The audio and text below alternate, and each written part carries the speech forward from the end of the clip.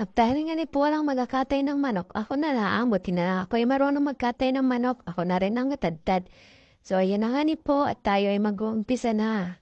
At para po matapos ng maaga, ay hindi ni nga ni po ay wala namang ibang aasahan, kundi, ako na lang. Ay wala naman pong iba eh. Buti na lang, marunong akong magkatay ng manok.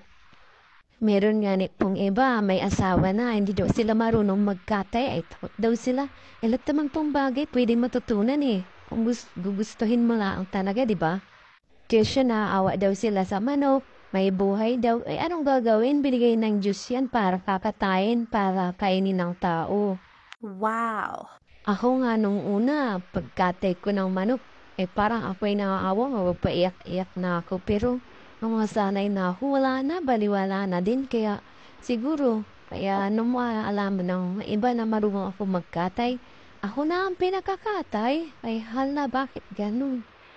Pag masanay ka na po pala, ang bilis-bilis na lang po pala matapos. So, ayun na nga ni po, tapos na ako magdadad. At ayan nga ni pong bituka, inilinis ko po na maigi at paborito ko po yan. Para sa akin, madali na lang ang pagdadad ng manok at pagkatay.